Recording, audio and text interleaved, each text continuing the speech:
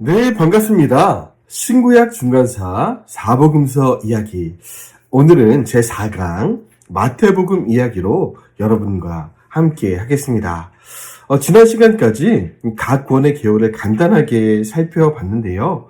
오늘은 그 저자도 한번 만나보고 같이 식사도 한번 해보고 여러분 아주 진중한 만남이 준비되어 있으니까 세수도 하시고 이렇게 좀 외출 준비를 하시고 나오시기 바랍니다. 시작하시죠. 마태가 전한 복음서 마태복음인데요. 마태에 대해서 먼저 좀 알아봐야겠죠. 마태의 직업은 세리입니다. 지금은 세무공무원 좋죠. 그런데 그 당시 세리는 매국노였습니다. 그 이스라엘이란 나라를 로마에 팔아넘기는 것과 비등한 매국노가 갖는 직업이 세리였어요. 백성들의 고요를 짜서 로마에 갖다 바치니까 여러분 그렇게 좋은 일이 아니었기 때문에 지탄을 많이 받았죠. 물론 아무나 할 수는 없습니다. 능력이 있어야죠. 그것도 능력은 있는데 그 능력을 가지고 사실 돈 많이 벌고 로마의 편에 붙어서 호요식하는 사람들이 바로 세리였습니다. 혐오스러운 직업이었죠. 12명의 사도 중에 그러나 마태 글솜씨는 최고 수준입니다. 왜냐하면 아무나 세리가 될 수 있나요? 헬라어도 잘해야 되고 셈도 빨라야 되고 그 당시 엘리트들이 아마 이 세리라는 직업을 가졌을 거라 생각이 돼요. 엘리트인데 돈 외에는 내가 욕먹어도 좋다. 나는 입신양명하리라. 이런 사람들이 주로 택한 직업이었겠죠. 그래서 이 글솜씨는 정말 대단하고 꼼꼼하고 유려합니다. 마태복음은 가장 많이 출판된 책입니다. 인류 역사상 물론 성경이 가장 많이 출판되었지만 그 중에서 쪽복음으로 우리가 출판했다고 볼 때 이 마태복음이 아마 가장 많이 출판된 책이 아니겠는가.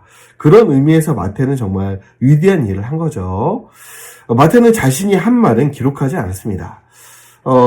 본인의 직업이 그렇게 좋지 않았던 출신이었던 것.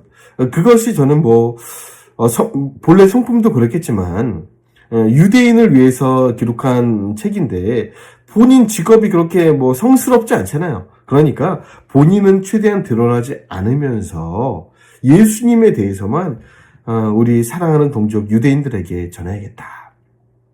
그렇기 때문에 자신에 관해서는 별로 얘기하고 있지 않습니다. 조용하고 잘 듣는 사람이었다. 왜냐하면 완벽하게 산상수훈을 여러분 복음서 안에 적어놨거든요.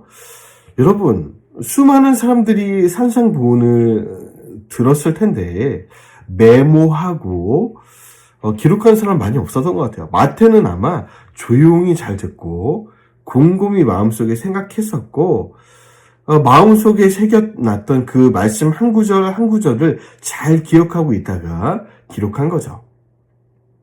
잘 듣는 사람이었다. 그래서 우리 손에 마태복음이 있는 거죠. 유대인을 향하여 예수 그리스도의 족보를 기록하였습니다. 족보 이야기는 좀 이따 하기로 하고요. 마태는 예수님이 3년간 일한 시간을 기록하지 않았어요. 이게 좀 재밌는 건데 제가 이 복음서 강의 마지막 시간에 예수님의 그 행적을 좀 연대기로 설명해 드리려고 합니다. 그런데 마태는 연대기는 전혀 무시해버렸어요. 그러니까 예수님이 행했던 일들을 분류할 때 시간별로 분류한 것이 아니라 어떤 때는 예수님의 교훈만 딱 몰아서 기록하고 어떤 때는 예수님의 행적만 몰아서 기록하고 어떤 때는 예수님이 논쟁한 이야기만 한 군데 모아서 기록하고 그래서 분류별로 기록은 잘 해놨는데 이게 연대기를 무시해버리니까 예수님이 이때 행한 일이 언제 한 거야? 이런 거 전혀 모릅니다. 그래서 조금 아쉽다기보다 괜찮습니다. 마태는 이렇게 기록한 이유가 있어요. 그리고 이 부족한 부분을 누가가 나중에 연대기를 확 풀어버렸어. 요한도 비교적 그런 관점으로 좀 기록을 했고요.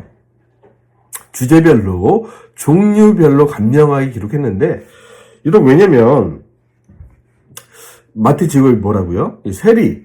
여러분, 그 공무원들의 특징은 분류를 잘한다는 겁니다. 특히 세무 공무원 같은 경우는 이 세금, 세금의 종류가 많잖아요. 언제나 분류하고, 분류가 일이라. 아주 평생 분류만 했을 겁니다. 그러니까 성경도 기록할 때 분류해서, 세분화해서 아주 색깔별로 아주 기록을 한 거죠. 여기 직업 의식이 아주 투철한 사람, 이라고 볼 수 있죠. 그러니까 하나님이 복음서를 기록할 때 그 사람의 재능과 살아온 삶의 이력들을 무시하지 않았다는 거예요. 그들의 은사를 그대로 인정해서 성경을 기록하게 하셨다. 유기적 영감론이죠. 그러니까 받아 적은 게 아닙니다. 마태의 그런 직업적 의도, 수신자를 향한 의도들이 충분히 그 복음서 안에 들어갔다는 거예요. 따라서 아쉬운 점은 스토리는 없습니다. 그러니까 스토리가 없이 분류별로 기록이 되었기 때문에 그런 연대기라든지 그런 어떤 이야기 이런 관점에서 약간 부족해요. 괜찮습니다. 누가가 스토리에 기록해버렸어요. 그리고 유대인의 왕으로 오신 예수님이다. 구약의 예언을 성취하러 오셨다. 이런 관점으로 이 마태는 기록했다. 그거 볼 수 있어요. 예수님의 그래서 족보를 시작해버리는 거죠. 유대인들에게 전도를 하려면 족보가 얼마나 중요합니까, 여러분? 뼈대가 있어야 되잖아요. 예수님은 아브라함과 다윗의 후손이다. 아주 1장 1절부터 대놓고 예수님의 그 족보를 아주 뼈대 있는 족보를 기록해버리는 거죠. 아브라함과 다윗의 후손으로 오셨고 세상에 유대인이 껌뻑 주는 다윗인데 껌뻑 주는 거 하면 아브라함과 다윗인데 껌뻑 주는 이야기 딱 기록해 난 다음에 예수님 어디서 태어났는지 아니 너? 베들레헴 다윗의 동네에서 태어나셨고 이건 얘들아 미가서에서 예언한 거 성취된 거야. 아주 1장부터 강하게 유대인을 향한 복음서라는 것을 얘기해주고 있어요. 유대인들아 이래도 안 믿을래? 그 예수님은 보통 분이 아니고 아브라함과 다윗의 자손일 뿐만 아니라 족보가 아주 정확해. 그리고 구약의 수많은 예언들이 예수님 안에서 성취된 거야 라고 아주 대놓고 설명해 주고 있어요. 때로 그래서 무리한 인용도 좀 있습니다. 무리해요. 그러니까 예수님에게 인용하기에는 조금 어려운 부분들도 갖다 맞춘 그런 내용들도 좀 있습니다. 그렇게까지 해서라도 여러분 전도하고 싶었던 거죠. 마태는 탁월한 언어 실력 능력이 있습니다. 욕은 많이 먹긴 했어도 그런 많은 돈을 버는 사람이죠. 아무나 될 수 없고 실력이 있어야 돼요. 죄송한 얘기지만 베드로, 안드레, 요한, 야고보 소위 수제자죠. 이 대단한 이 수제자들도 이 마태의 실력에는 따라가지 못하지 않았을까. 그렇게 볼 수도 있을 정도로 이 마태는 대단한 실력자였고, 그 마태복음의 언어들, 내용들, 문장들 대단하다는 겁니다. 여러분, 다윗의 후손으로 오셨다. 이것을 강조하기 위해서 여러분 이 족보를 대를 나누는데 14대로 나눠요. 아브라함부터 다윗까지, 또 다윗부터 요시아까지, 바벨론 포로 까지죠. 그리고 바벨론 포로 이후 여호야김부터 예수님까지 몇 대로 나눴어요? 14대. 왜 14대를 나눴냐? 사실 정상적으로 하면 14대가 아니죠. 여러분 두 번째 보시면 다윗부터 바벨론 포로 전까지 여러분 요담 이후에 여러분 열왕기를 보시면 요담 다음에 아하시아, 요아스, 아마샤가 있거든요. 분명히 족보에 있어요. 왕들의 족보인데 그냥 과감하게 쳐버립니다. 그리고 요담 다음에 바로 아하스로 가버려요. 왜 이렇게 했냐? 14대 맞춰야 되거든요. 바벨론 포로 여호야김부터 여러분 예수님까지 여러분 부다야가 있었는데 부다야 빼버립니다. 그래서 14대를 맞춰버려요. 왜 이렇게 얘기를 하느냐? 이 다윗의 후손으로 온 것을 강조하기 위해서인데, 여러분, 히브리 알파벳으로 다윗이라는 이 히브리 단어, 이름의 이 단어를 보면, 여러분, 464. 그러니까 그 알파벳의 기호의 숫자를 딱 보면 464. 더하면 14죠. 그래서 다윗이 의미하는 그 숫자 14에 맞춰서 여러분, 이렇게 족보를 기록했다. 그거 볼 때 유대인들에게 얼마나 어필하고 싶었는지, 예수 그리스도는 다윗의 후손, 너희가 그토록 원하던 메시아 다윗의 후손을 통해 메시아가 올 건데 그분이 예수님이라는 거예요. 여러분, 조금 무리하죠? 그런데도 여러분, 마태는 이러한 관점으로 메시아를 유대인들에게 소개하고 있다는 거예요. 그리고 이 족보는 또 완전하지 않아요. 의도했는지 의도하지 않았는지 모르죠. 사실 의도한 거라고 보이는데 1장 3절에 보니까 유다는 다말하기에서 베레스와 세라를 낳고 베레스는 헤스론을 낳고 헤스론은 람을 낳았다. 다말이 누굽니까, 여러분? 네, 유다의 며느리죠. 근데 생각해보세요. 며느리랑 며느리를 통해서 난 예수? 그러니까 정상적인 부부 관계가 아니라 좋지 않은 관계. 여자나요. 그런데 과감하게 써버립니다. 오히려 강조한 거죠. 이렇게 연약한 인간의 실수, 악함, 연약한 그런 실수를 통해서도 메시아는 왔다. 뿐만 아니죠. 라합도 등장하는데 5절에 보니까 살몬은 라합. 여러분, 라합은 좋지 않은 직업, 이방 여인뿐만 아니라 유대인이 아닙니다. 뿐만 아니라 직업도 좋지 않았어요. 주점의 여인. 그래서 여러분 라합에게서 이 라합이 살몬을 살려주고 결혼을 해서 난 아들이 보아스고, 보아스는 룻에게서 오벳을 낳고, 오벳은 이삭을 낳고 다윗이 오지 않습니까? 근데 여기서 또 룻이 나와요. 룻은 또 누굽니까? 룻기. 예. 보아스의 아내인데 모압 여인이에요. 이방 여인입니다. 그러니까 좋지 않은 직업 이방 여인들. 에게서 누가 나왔죠? 다윗이 나왔고, 그 다윗을 통해서, 다윗도 여러분 보세요. 누구랑 결혼했어요? 예, 우리아의 아내. 또 우리아도 아주 그 이름을 거명하죠. 충신, 히타이트 사람, 우리아. 이 아내를 겁탈해서, 난 아들이 누굽니까? 솔로몬이죠. 그러니까 예수님은 인간의 몸으로 오셨고, 인간의 몸으로 오신 예수님이 인간의 모든 연약함을 지고 우리 죄를 용서하시기 위해 오신 메시아다. 그래서 그럼에도 불구하고 이 땅에 오신 예수 그리스도의 초림의 목적을 기록하고 있는 거죠. 그들의 죄에서 우리를 구원하기 위해 오신 예수 그리스도. 그런 관점에서 아주 의도적으로 이 여인들의 이름을 거명하고 있는 것을 볼 수 있어요. 그래서 마태가 전한 그리스도를 보니까 아브라함과 다윗의 자손 예수 그리스도다 말씀드렸고요. 다윗의 동네에서 나셨다. 유대인의 후손, 유대인의 왕으로 임하셨다. 그리고 구약의 예언을 성취하셨다. 죄인을 불러 회개케 하시는 메시아, 진리로 가르치시는 메시아. 여러분, 바리새인들은 막 교훈에 교훈을 더하고 해석을 더해서 막 가르치는데, 여러분, 진리는 단순한 겁니다. 그리고 간명해요.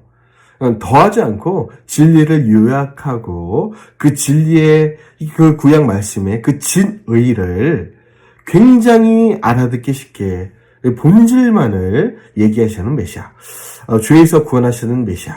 유대인들은 자기 민족이 처한 이 상황들, 로마의 압제에서 다윗처럼 우리를 강대국으로 일으켜줄 그런 메시아를 원했죠. 제자들도 아마 그랬을 것입니다.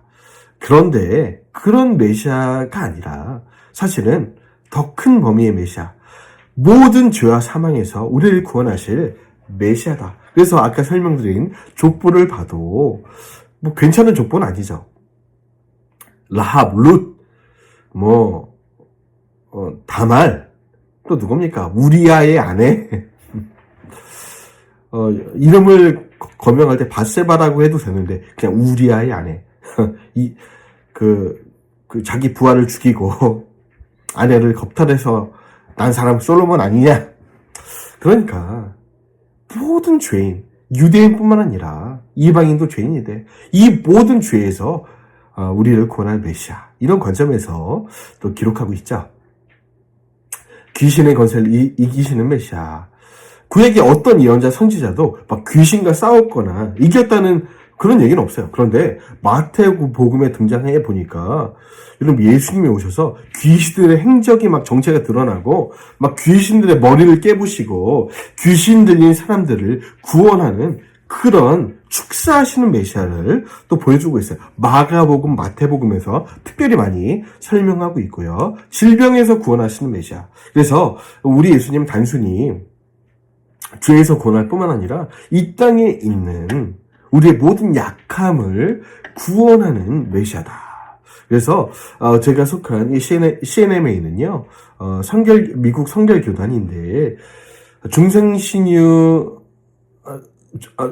성결 신유 재림, 이 사중복음을 믿고 전하고 있어요.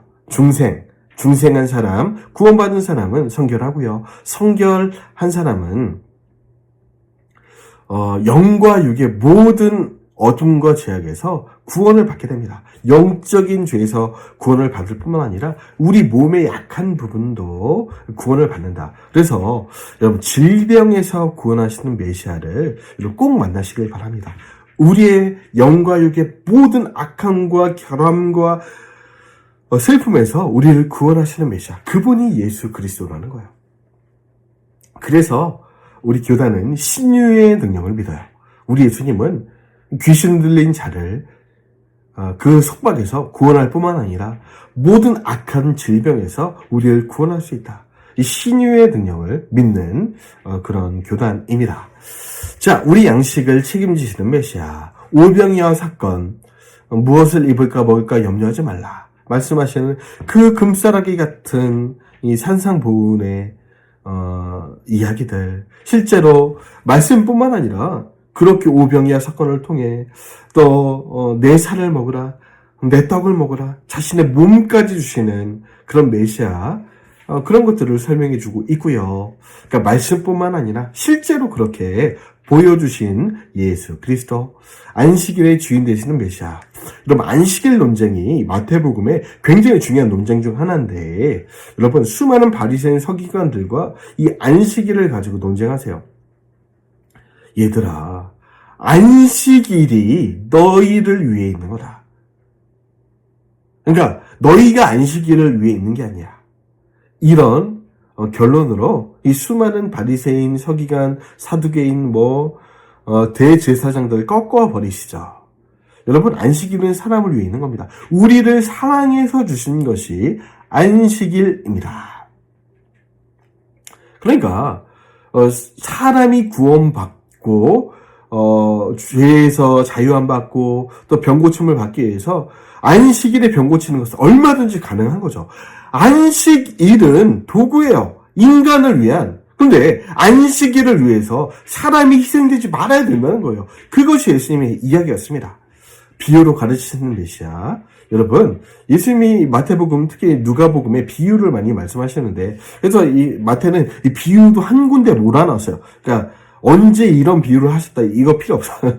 비유를 몰아서 이렇게 기록했는데, 여러분, 예수님의 비유가 얼마나 쉬운지, 물론 그 당시 바리새인 서기관들은 알아들으면서 순종하지 않고 이를 갈긴 했지만, 여러분, 설교와 강의는 쉬워야 됩니다. 제가 하는 강의 어떠신가요? 쉽죠? 그러니까 어렵게 하면 어렵게 할 수 있는데, 남는 게 없어요. 어렵게 하면 알아듣지 못할 뿐만 아니라 다시 듣지 않습니다. 그러니까 쉬워야 되고, 반복할 수 있어야 되고, 전해질 수 있어야 되고, 여러분, 그래서 대가는 쉽게 한다. 그런 얘기들이 있어요. 그럼 대가는요, 쉬워요. 여러분, 명강사들 강의 들어보십시오. 어렵게 하지 않습니다. 어려운 것을 쉽게 설명하죠. 우리 예수님은 명강사 중에 명강사라. 비유를 통해 수많은 그 하나님 나라의 원리들을, 여러분, 하늘나라에 있는 거는 이 땅에 없는 게 많아요. 맞습니까? 그러니까 비유가 필요해요. 그러니까 이 땅에 우리가 만지고 보고 있는 이 물질을 통해서 하나님이 하늘나라에 있는 것들을, 천국을, 하나님 나라를 설명해 주실 수밖에 없고, 그렇기 때문에 우리가 이해할 수 있는 거죠. 변화산에서 변모하시는 메시아. 여러분, 그 변화산에서 이 베드로 막 이렇게 아이고 여기가 좋사오니 막 하잖아요. 그런데 교회는 그런 것이 아니고 성도도 그렇지 않습니다. 여러분, 우리는 세상으로 나가야 됩니다.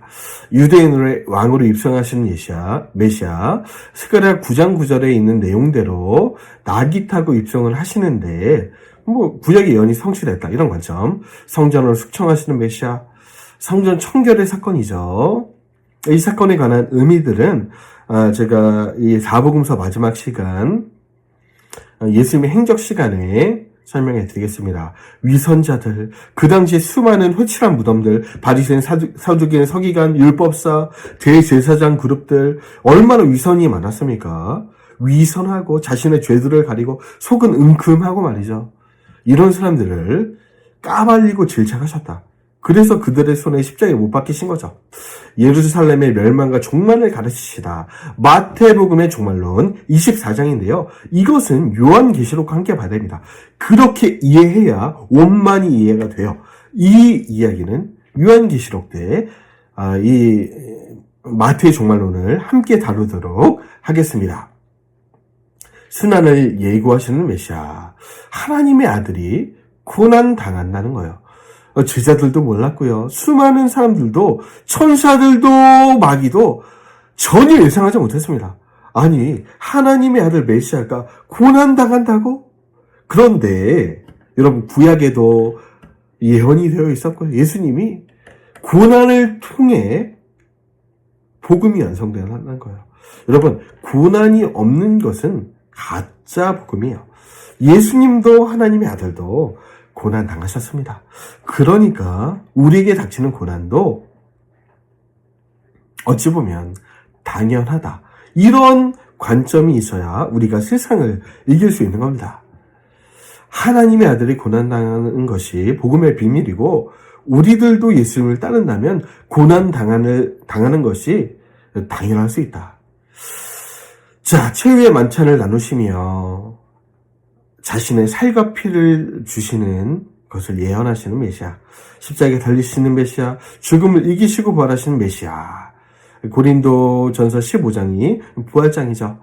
최후의 유언을 위탁하시는 메시아. 마태복음 28장 18절에 10절. 여러분, 지상명령, 최후의 유언, 예수님의 유언인데요.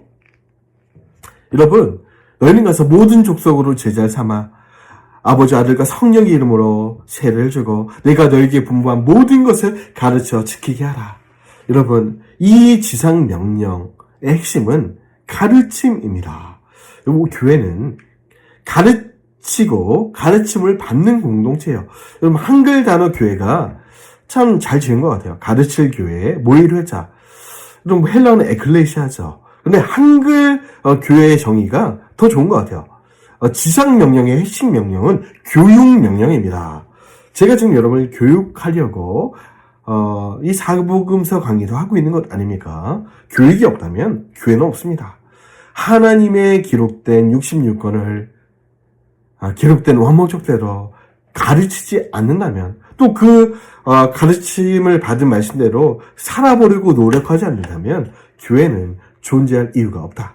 그러므로 교육 공동체가 교회 공동체라 잊지 마시기 바랍니다. 여러분, 복음은 양면적이에요. 우리가 이 성경 제목을 지을 때 마태복음이라고 했는데, 사실은 복음이라는 단어는 좋은 단어죠. 복된 소식이다. 그런데 복된 소식이기만 합니까? 아니죠. 어떤 사람에게는 복돼요. 그런데 어떤 사람에게는 저주입니다. 그러니까 복음이 선포될 때는 양갈래의 반응이 나타나게 된다는 거예요.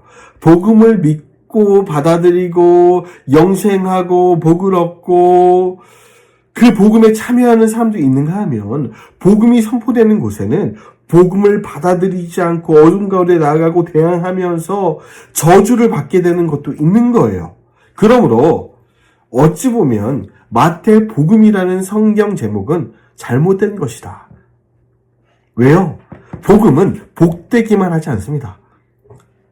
저주가 동반되었다는 거예요. 여러분, 그래서 마태복음에는 이 복음의 양면성에 대해서 굉장히 많이 강조를 합니다. 알곡과 쭉정이 비유. 그러니까 알곡이 있고 쭉정이가 있다는 거예요. 알곡은 천국에 들어가지만 쭉정이는 여러분 영원히 꺼지지 않은 지옥불에 들어가게 된다. 복음 맞나요?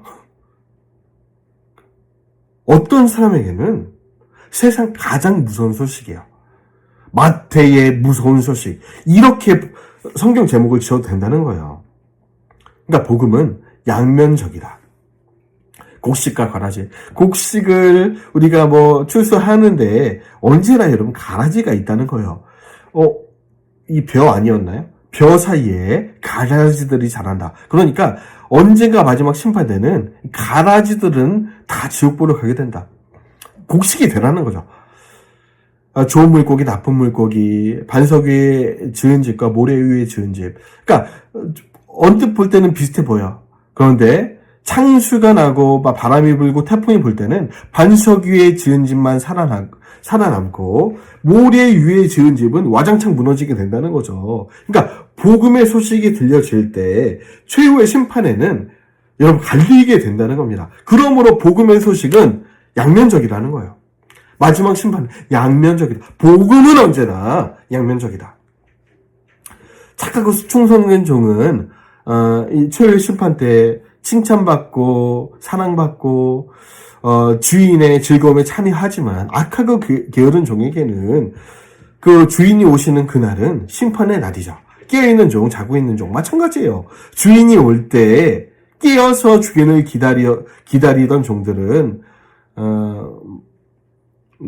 행복한 날을 영유하게 되지만 여러분 자고 있었던 종은 심판받고 여러분 일을 가는 날이 오게 됩니다. 슬기로운 처녀, 미련한 처녀. 여러분 신랑을 등불을 켜고 기다렸던 처녀들은 예수님의 재림 때 혼인잔치에 들어가지만 미련하고 기다리지 않고 예수님 오시는 거야 마시는 거야 신랑 오든지 말든지 자고 있던 등불을 예배하고 있지 않던 이 처녀들은 여러분 혼인잔치에 들어가지 못하죠.